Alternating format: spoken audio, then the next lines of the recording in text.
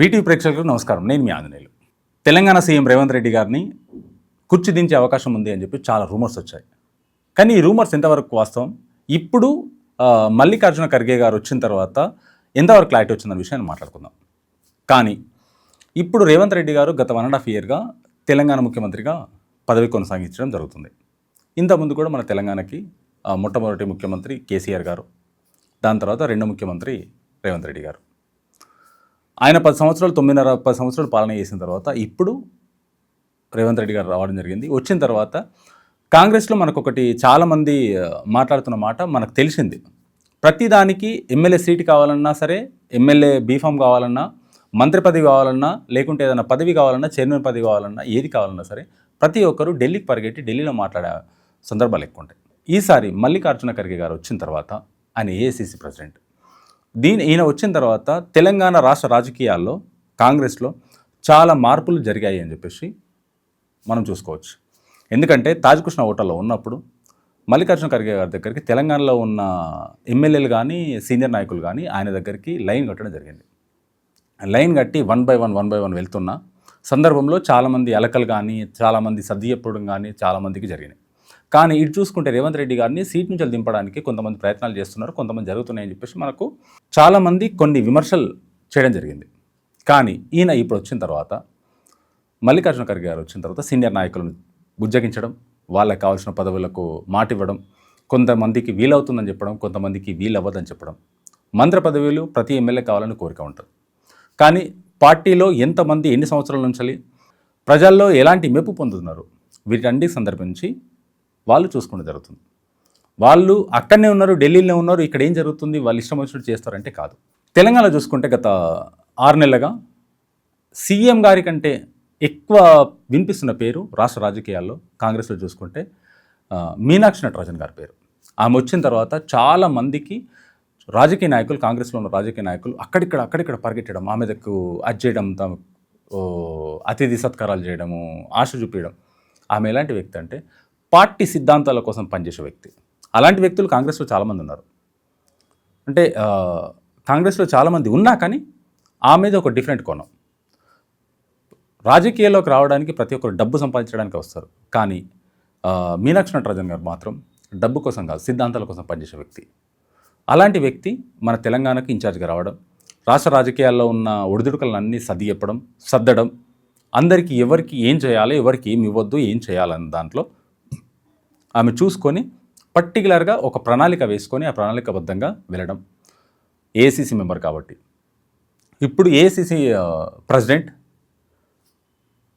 మల్లికార్జున ఖర్గే గారు వచ్చిన తర్వాత నిన్న మనకు స్టేజ్ మీద మాట్లాడిన తర్వాత సీఎం రేవంత్ రెడ్డి గారికి ఇప్పటికీ ఉన్నంత వరకు ఈ టర్మ్ అంటే ఆయన ఆల్రెడీ 1.5 ఇయర్ జరిగిపోయింది, ఇంకా 3.5 ఇయర్స్ 4 ఇయర్స్ వరకు ఎలాంటి డోకా లేదు.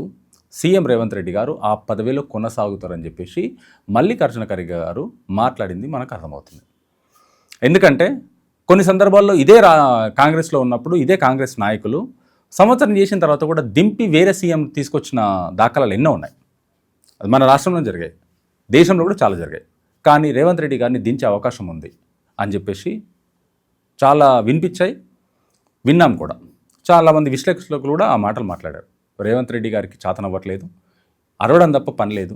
ఇటు చూసుకుంటే హైడ్రా ఫెయిల్ అయ్యారు, పథకాలు ఇవ్వలేదు. పథకాలంటే కాంగ్రెస్ ప్రభుత్వం వచ్చిన తర్వాత తెలంగాణలో ఉద్యోగాలు మాత్రం ఇప్పటి వరకు కొన్ని ఉద్యోగాలు రిలీజ్ చేయడం జరిగింది. డిఎస్సి కానీ గ్రూప్ 2 కానీ చాలా రిలీజ్ చేయడం జరిగింది. చాలామందికి ఉద్యోగాలు వచ్చినాయి. నాకు తెలిసిన వాళ్ళకు కూడా చాలామందికి ఉద్యోగాలు వచ్చాయి. ఉద్యోగాల కోసం మనకు కావాల్సింది నిధులు, నియామకాలు. టీఆర్ఎస్ ప్రభుత్వం ఉన్నప్పుడు, కేసీఆర్ గారు ప్రభుత్వంలో ఉన్నప్పుడు డెవలప్మెంట్ జరగలేదు. 10 రూపాయలు ఖర్చు అయ్యే దగ్గర 100 రూపాయలు ఖర్చు పెట్టి వాళ్ళు తిన్నారా, లేకుంటే రాజకీయ నాయకులు తిన్నారా, లేకుంటే కాంట్రాక్టర్లు తిన్నారా తెలియదు. ప్రతి ఒక్కరు బిజినెస్ చేయడానికే వస్తారు. బిజినెస్ ఎంతవరకు అవుతుంది, ఏమవుతుంది అనేది చూసుకొని చేయాలి. డెవలప్మెంట్ అయింది, 10 రూపాయల దగ్గర 100 రూపాయలు ఖర్చు పెట్టి చూపించడం జరిగింది.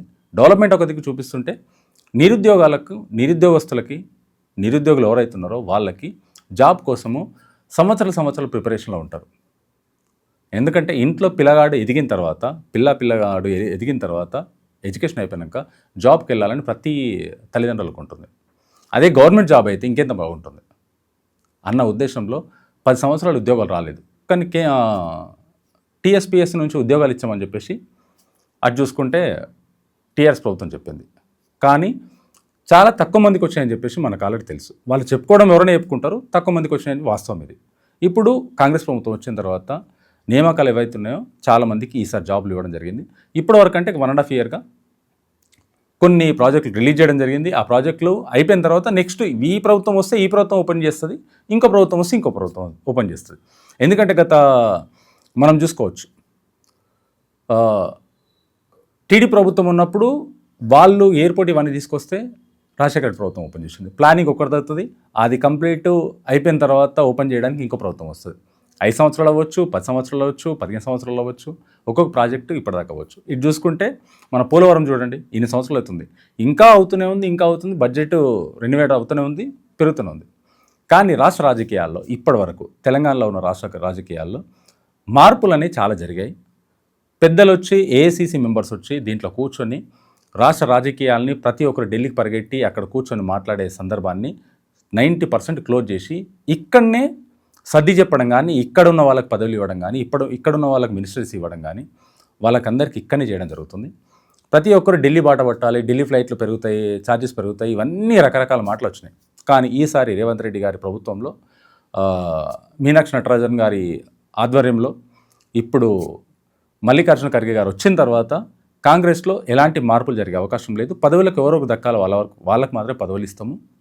బీసీ గలాన్ని ఎత్తుకొని బీసీ గలంతో ముందుకెళ్తుంది. కానీ ఇప్పటిదాకా వెళ్ళలేదు, ఏ ప్రభుత్వం వెళ్ళలేదు. కానీ ఇది ఒక కొత్త కోణాన్ని, ఇది జనాలకు చాలా అవసరం, బీసీలకు మనందరికీ ఇది చాలా అవసరం, బీసీ గలాన్ని ఎత్తుకోవడం. కానీ ఇది ఎత్తుకొని వెళ్ళడం మంచిదే. కానీ రేపు ప్రొద్దున రాబోయే రోజుల్లో ఎంతవరకు ఎలాంటి ఇంప్లిమెంట్ జరుగుతాయి, ఎలాంటి చేంజెస్ జరుగుతాయి అనేది మళ్ళీ చూసుకోండి. ఎందుకంటే ఎప్పుడు ఏదైనా జరగవచ్చు, కానీ ఇప్పటి వరకు మాత్రం మార్పులు జరగలేదు.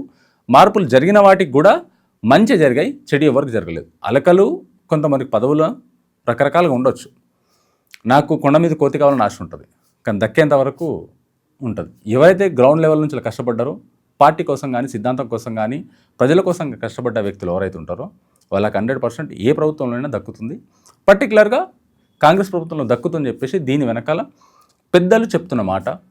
కానీ ఇప్పటి వరకు మాత్రం సీఎం రేవంత్ రెడ్డి గారికి ఈ 5 సంవత్సరాలు మాత్రం ఎలాంటి డోకా లేకుండా ఆయన్నే పదవిలో కొనసాగిస్తారని చెప్పేసి నిన్న మనకు వచ్చిన మల్లికార్జున ఖర్గే గారితో స్పష్టంగా తెలిసిన విషయం. చాలా థ్యాంక్ యూ. మళ్ళీ విషయంతో మళ్ళీ మనం ముందుకొద్దాం.